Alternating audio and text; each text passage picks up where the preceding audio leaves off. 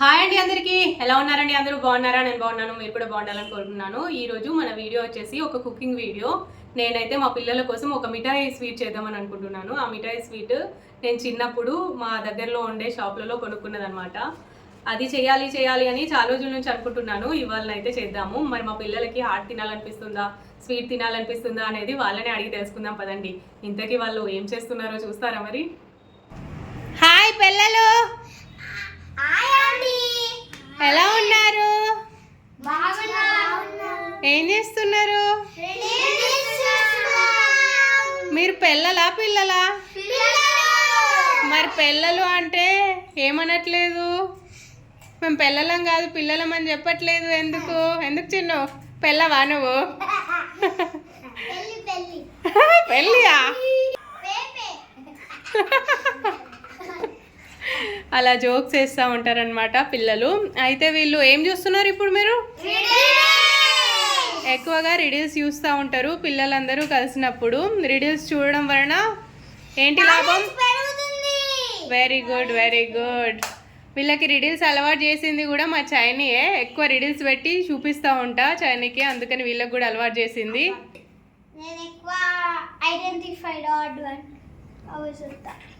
ఇంకా ఏమేమి చూస్తావు నువ్వు? నువ్వురా? నువ్వు సింగ్షాన్, రుద్ర, శివ రిడిల్స్. నువ్వు రిడిల్స్, సింగ్షాన్, రుద్ర. ఓకే, సిఐడి కూడా చూడండి. సిఐడి వల్ల కూడా ఇంటెలిజెన్స్ అనేది పెరుగుతుంది.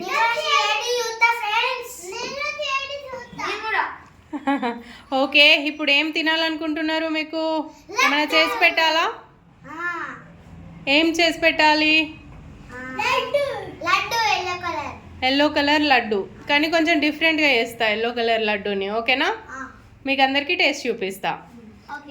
చానీ, నీకు ఏం తినాలనిపిస్తుంది? ఈరోజు గణేష్ నిమజ్జనం, సాయంత్రం హడావిడి ఉంటుందా? మంచి ధూమ్ధామ్ డాన్స్.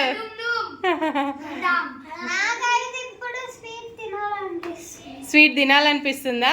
ఓకే, చైనీ కోసం స్వీట్, ఈయన కోసం ఎల్లో లడ్డు, కొంచెం డిఫరెంట్గా. ఓకేనా? స్వీటే. లడ్డు అంటే స్వీటే కదా, లడ్డు అంటే హాట్ ఉంటుందని అనుకుంటానా? ఓకే ఫ్రెండ్స్, లేట్ చేయకుండా ఇక రెసిపీలోకి వెళ్ళిపోదాం.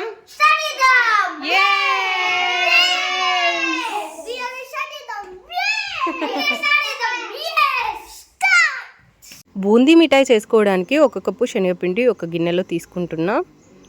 2 స్పూన్ల బియ్యపిండి తీసుకుంటున్నా. బియ్యపిండి వేయడం వలన బూందీ క్రిస్పీగా వస్తుంది. కొంచెం తినే సోడా వేస్తున్నా, ఎక్కువగా వేసుకోవద్దు, ఎక్కువగా వేస్తే నూనె పీలుస్తుంది. సరిపడా ఉప్పు వేసుకుంటున్నా. ఉప్పు కొంచెం ఎక్కువనే వేస్తున్నా, స్వీట్ అండ్ సాల్టీగా ఉంటే బాగుంటుంది అని చెప్పేసి. మీరు తక్కువగా వేసుకునేది ఉంటే తక్కువగా వేసుకోండి. బూందీ వేసుకోవడానికి పిండి కన్సిస్టెన్సీ ఈ విధంగా ఉండాలి. మరీ పల్చగా ఉండకూడదు, మరీ మందంగా ఉండకూడదు. బూందీ గరిటెను తీసుకొని ఈ విధంగా బూందీని పైనుంచి వేసుకుంటే ఇలా చూడండి, చాలా రౌండ్గా వచ్చాయి కదా. మనం సోడా వేసినాం కాబట్టి మంచిగా ఉబ్బినాయి. ఎక్కువగా సోడా వేసుకుంటే బూందీ అనేది పగలడం కూడా జరుగుతుంది. బూందీ వేసుకున్న తర్వాత ఈ గరిటెకున్న పిండిని తీసేయాలి. అలా తీసేయడం వలన తోకలు రాకుండా ఉంటుంది, బూందీ రౌండ్గా వస్తుంది అనమాట. ఈ బూందీని మంచిగా క్రిస్పీగానే కాల్చుకోవాలి. కాల్చుకున్న ఈ బూందీని ఒక గిన్నెలోకి తీసుకుంటున్నా. నూనె బాగా హీట్ అయిన తర్వాత మాత్రమే బూందీని వేసుకోవాలి. మీడియం ఫ్లేమ్లో ఉంచి కాల్చుకోవాలి.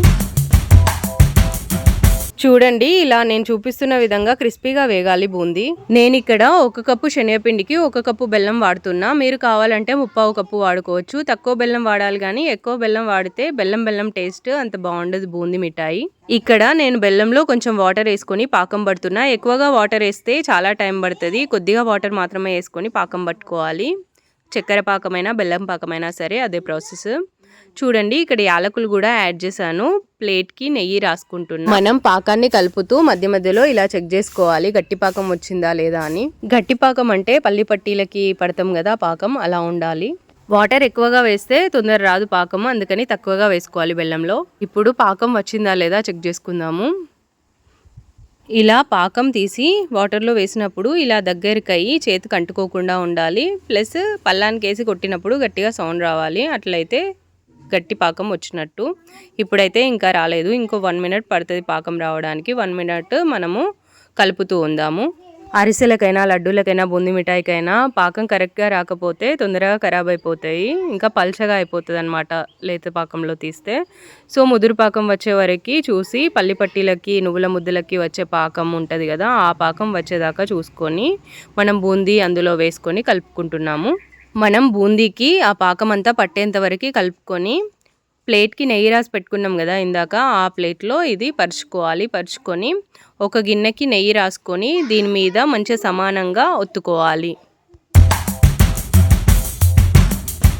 ఈ బూందీ మిఠాయి అచ్చు గోరువెచ్చగా ఉన్నప్పుడు చాక్కి నెయ్యి రాసుకొని స్క్వేర్ షేప్లో కట్ చేసుకోవాలి.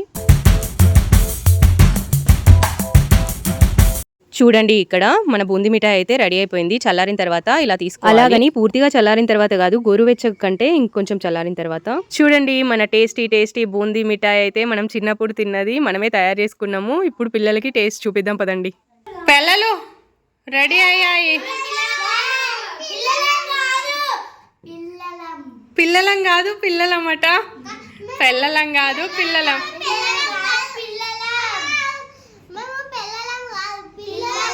అవునా, వెరీ గుడ్. అట్లా వెంటనే క్యాచ్ చేశానాలే, మరి లేట్గా ఎందుకు అంటున్నారు? తీసుకోండి తీసుకోండి.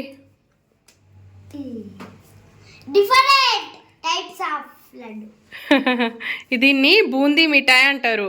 మేము చిన్నప్పుడు షాప్స్లలో కొనుక్కొని తినేది మిఠాయిని.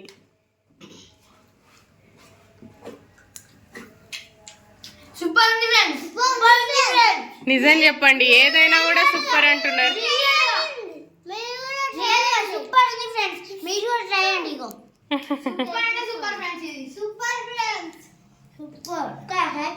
వీడియో కోసం చెప్తున్నావా లేకపోతే నిజంగానే సూపర్ ఉందా? అవునా,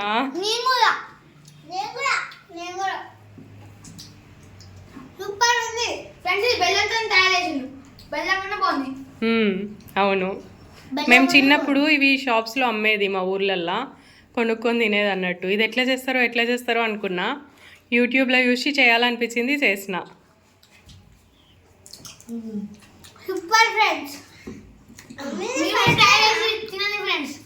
ఇంకొకటి తీసుకోండి మీరిద్దరు, మీకు ఇష్టం కదా. అందరం తీసుకుందాం, తీసుకో అక్క. అమ్మయ్య, పిల్లలకైతే చాలా బాగా నచ్చింది. ఇంకా లేట్ చేయకుండా నేను కూడా టేస్ట్ చేసి ఎలా ఉందో మీకు చెప్తాను. మీరు కూడా తప్పకుండా ట్రై చేయండి మీ పిల్లల కోసము.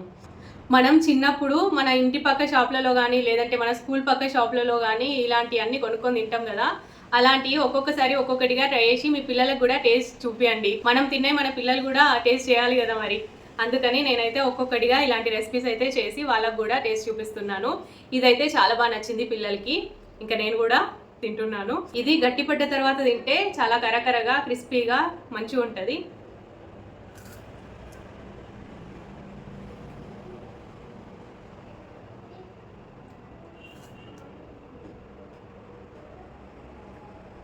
చాలా బాగుంది.